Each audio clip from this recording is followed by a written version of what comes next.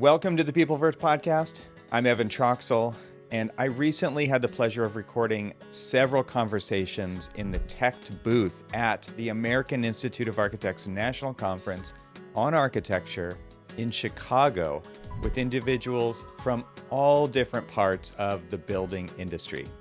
It was fantastic to have the expo hall activity as the backdrop for this episode, and you'll see and hear the energy whether you're watching it on YouTube or listening to the audio version of the podcast. So without further ado, let's get into the episode. Here's Bob Habian, the president of Tect, and me to kick it off. This was a fun conversation with Mohammed, and I can't wait for everyone to meet him. He deals specifically on the security side of things in the building industry. And this, I think, as we know, is a more and more involved piece of the process in lots of different verticals, lots of different building typologies. And it was a fascinating conversation that I had with him. Mohammed is someone that I had sent an email out to a number of exhibitors that were going to be at the show, just inviting them, hey, if you want to come talk to a bigger audience through our podcast, let us know.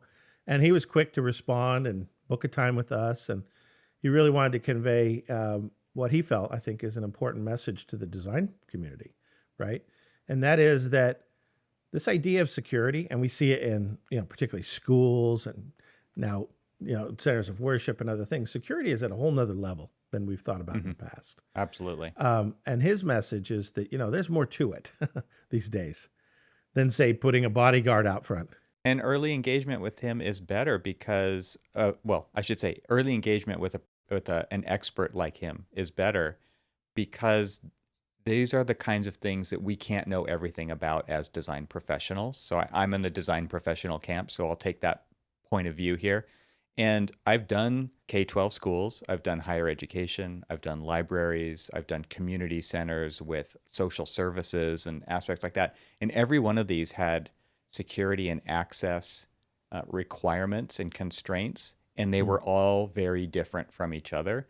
And inviting somebody like Mohammed with his expertise early into the process to come up with creative solutions together and to define those boundaries so that I don't have to make those changes later is invaluable. And that's really what I think was illuminating about this conversation with him, and just his specific point of view in this vertical of security, right, which covers so many different things, both physical, digital, all of those kind of different layers to the project was absolutely fascinating and can be critical to the success of a project. Absolutely.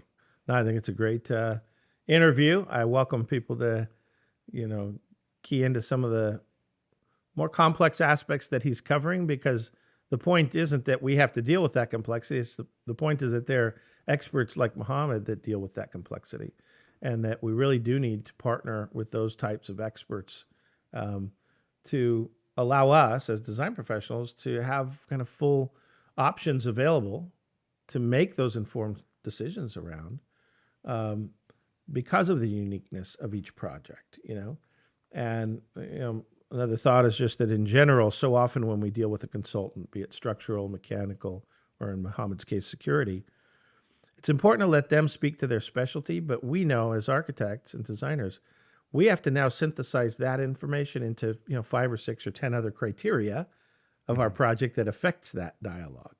And so, having more of a iterative discussion with a professional is important. May not just be a one and done conversation.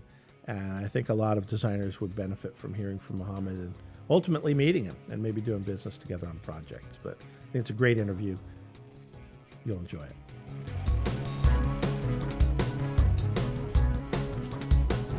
In this episode, I welcome Mohammed Atif Shehzad, Managing Director at Atriade.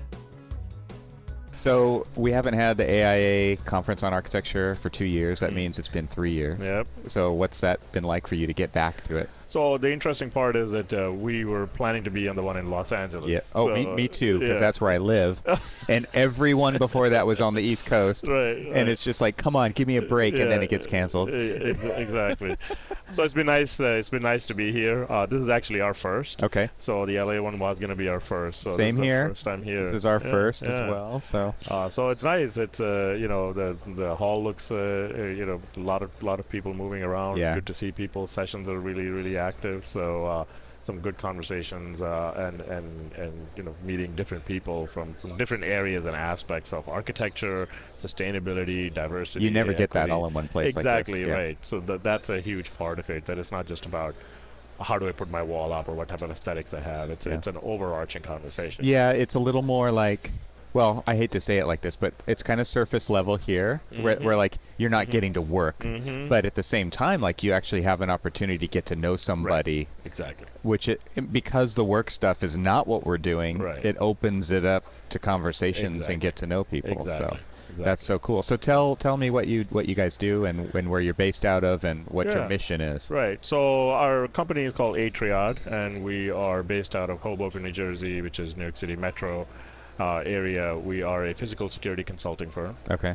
So we provide risk assessments, threat assessments, security program and master planning, system design, security system design. So working very closely with architects on realizing the actual vision of how the space is planned, and security is kind of incorporated into that early on. So that's a huge component. You said the word early. Yes. I want to talk about that with you. So we do that. We also do a lot of policy procedure work. We do a lot of professional services where we help end users and customers optimize their systems, how to use them best to their environment, so that they're not just like buying technology that's just sitting there and is not effective and efficient. Yeah. And also project management, so we manage security projects. So from very simple, straightforward, small projects to very complex enterprise worldwide integrations and deployment. So this is an issue that's only getting more and more focus on it, right? Security and access control and all of the.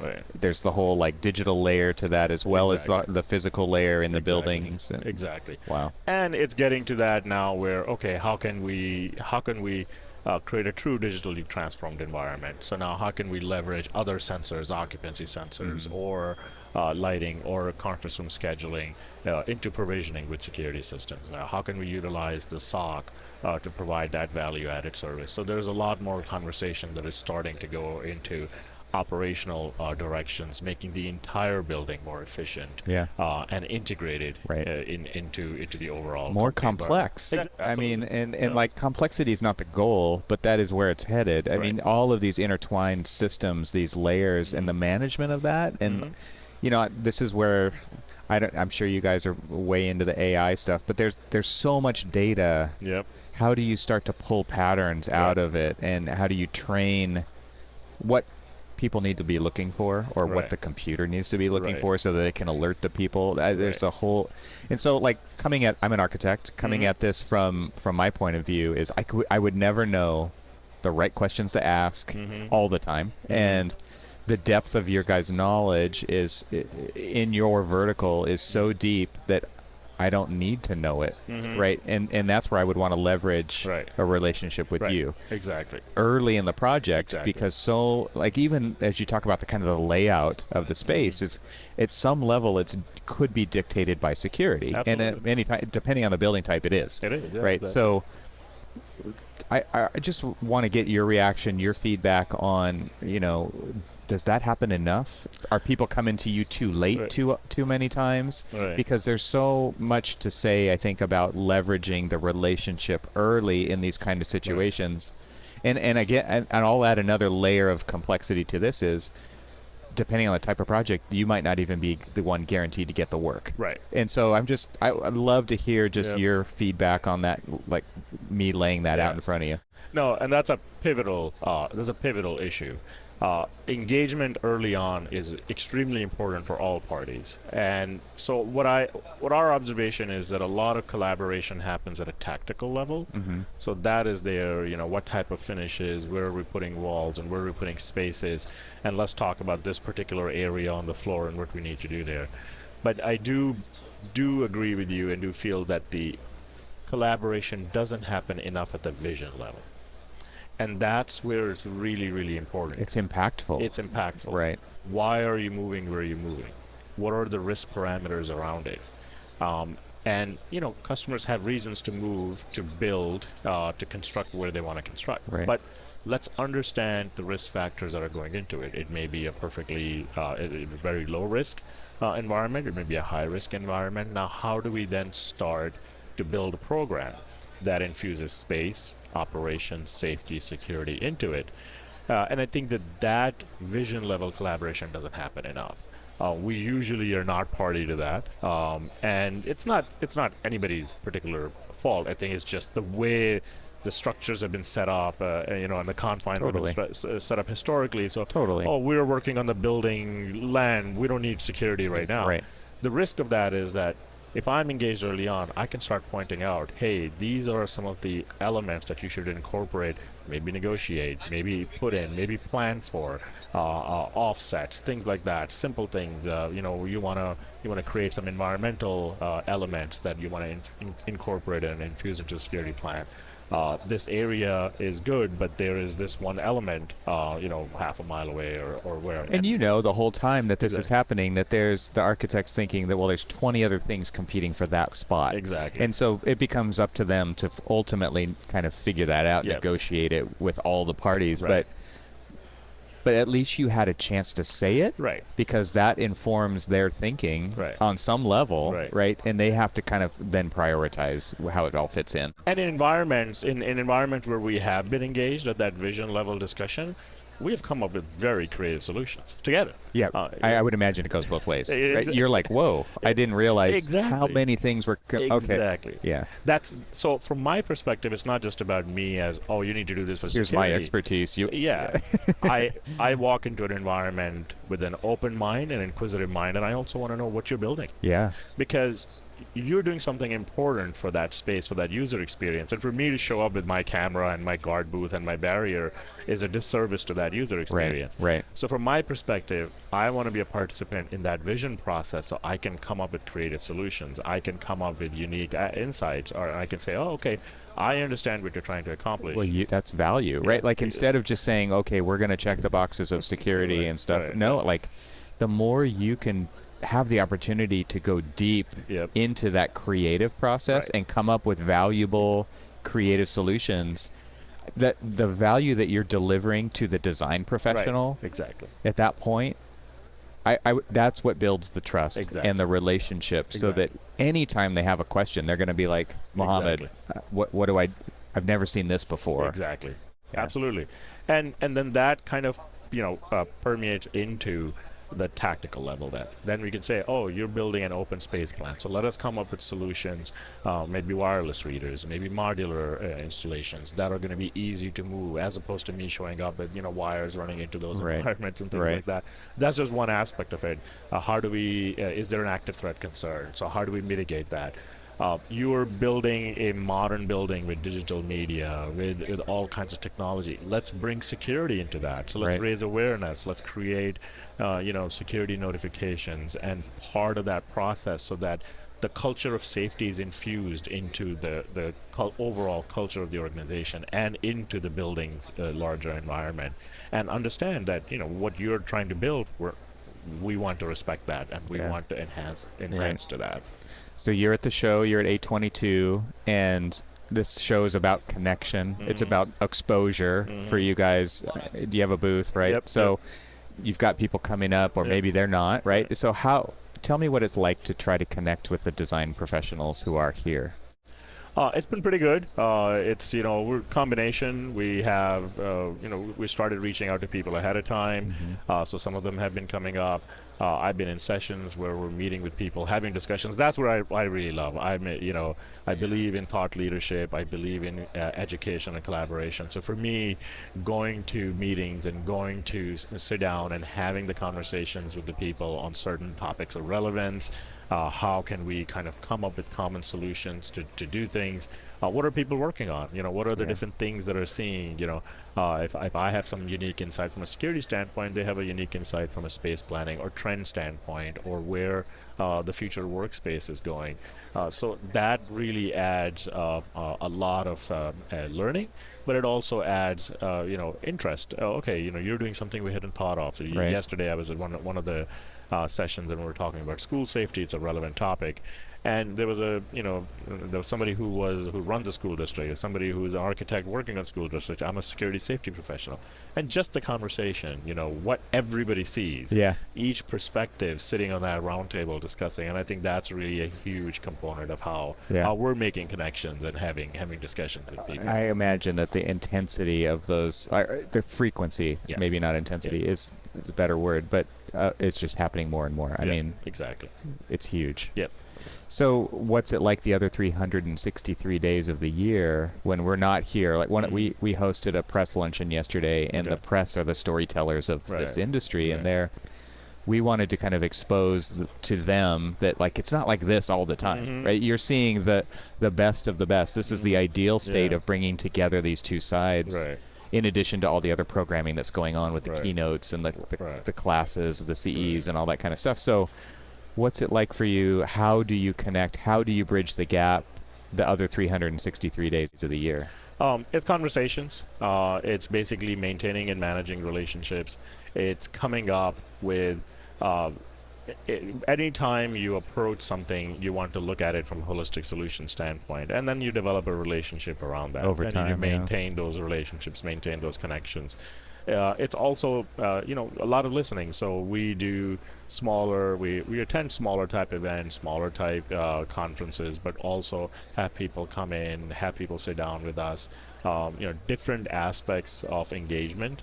So we do a lot of thought leadership. So we print, we publish. So that's another avenue where we collaborate with people. We'll go back to an architect and say, okay, we're thinking of this concept. Let's collaborate on it, and let's do something that it's educational. Right. And it goes out. So there's a lot of different angles and avenues that we use on a day-to-day basis, on a regular basis. So you just have a little bit of a plan that you execute. What I like about what you guys are doing, and from an educational standpoint, as an architect, I think it makes more sense to just be, like a lunch and learn from you guys. It kind of doesn't matter what the project is. It doesn't matter what phase you're in a project. I would think that there's concepts that could apply to everybody, everywhere, all the time. Whereas like other building product manufacturers, it's like, I've got this opportunity for the thing. Right. And so it seems to me like education is a big part of what you're doing, and it's always evolving. And that's another thing that I would never be able to keep abreast of on my own, unless I was really like a specific type of architect with that deep expertise in security. So it seems like you guys kind of have this kind of playing field advantage.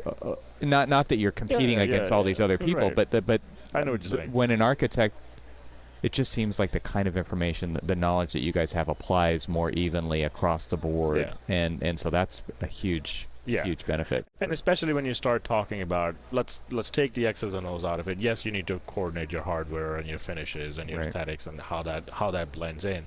But let's start talking about, what is the value of a camera deployment? What is the risk factor and mitigation in creating a certain level of layered safety and security around a physical space?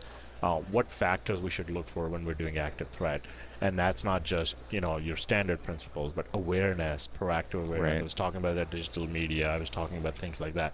Let's start discussing those types of elements that are like at a 10,000 foot level. And now let's start to say, okay, what do you do in your space design that helps with that? What do we add in terms of security technology that adds to that? But now, most importantly, how do we bring the customer and add the process and the policy and the people, which is the last piece. So they're the ones who are going to have to manage it for the after architect. It's like the architect is a very small piece of that, and then it's theirs to manage, and that's a whole other level. You've given them a very complex, digitally transformed, integrated environment, and a year from today, they don't have the people or the process it's to not their administer specialty. that. Yeah. And now guess what's happening? That sensor is beeping and nobody's doing anything. Flaking out. Yeah. It's interesting. Right. I mean, you guys have huge opportunities beyond the keys going over to continue serving the client in that way. Yeah, and one of the conversations that we've been having, a lot with architects and with customers is that let's change the focus from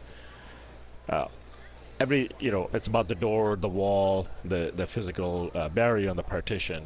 Let's change the focus in the security world from that to the identity. Yeah. I am where I'm supposed to be or not supposed to be. Right. And once you change the focus to that, the door is a tool. The door is an aspect of the space, but it's not the focus of the space. Right. I should be the focus of that user experience. If I'm not supposed to be in an area, that's when people should pay attention. But if I'm supposed to be in an area, then that's allowed. So changing that small mentality is a very, very crucial aspect of really addressing and understanding and assessing risk. Well, Mohammed, it's been enlightening, My pleasure. fantastic conversation. Thank you. Thanks for taking the time. I appreciate it. Thank you. Thank you for having me. Hey, before you go, can you do one thing for me? Hit the like button. It really does help us in the YouTube universe. Watching all the way to the end is probably even more helpful, so thank you for that too. It all adds up and helps more people find the show. These are great ways for you to help spread the word and contribute to the Peopleverse. If you want to help the channel even more, please subscribe and use that red button right down there and turn on the notification bell so that you'll know exactly when the next episode comes out. It's completely free to do so. And finally, do you have something to add to this conversation? If you do, leave a comment. I read all of them. I can't wait to share the next conversation with you. So until then, see you soon.